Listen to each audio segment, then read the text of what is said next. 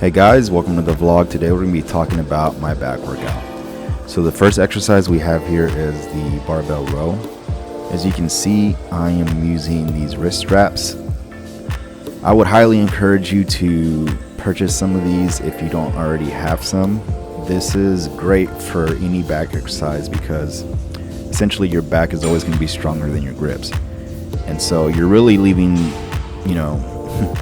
gains on the table if you're not using straps, because your grips are always going to give out before your back.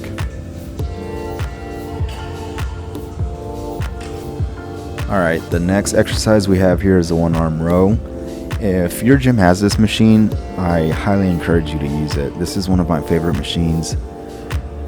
The angle and everything is just perfect, but the thing that I like about it the most is that I don't have to carry my dumbbells to the bench. If you're using heavy weight, just doing that alone will tire you out. So this helps eliminate that. On this one, I have been focusing on my eccentric, which just means letting the weight down slowly.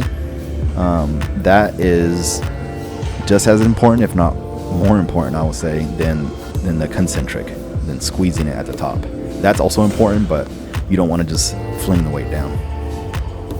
Alright, next exercise is the lat pull down. For me, I feel the best contraction when I go just a little bit wider than shoulder width apart. Don't quote me on this, but I don't think there's that big of a difference in how wide or narrow of a grip you get. Really try and work on the eccentric, especially towards the end of the sets when it gets heavier and more difficult. Alright, and the last back exercise that we have here is the straight arm lat pull down. With this one, you will feel some tricep activation, but that's normal.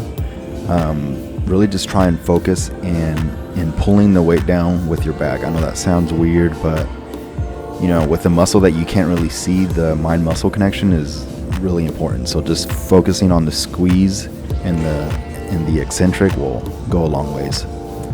This is a superset, so I'll superset that with dumbbell curls. I like to do my dumbbell curls at the same time and not alternating. If you're alternating, you're giving one side a slight rest, and so this helps to keep tension throughout the whole set. This isn't one of those things where you're losing gains if you're not doing this. This is just something that I like doing. Alright guys, this is the end of the vlog. I hope you enjoyed that workout. Give it a try.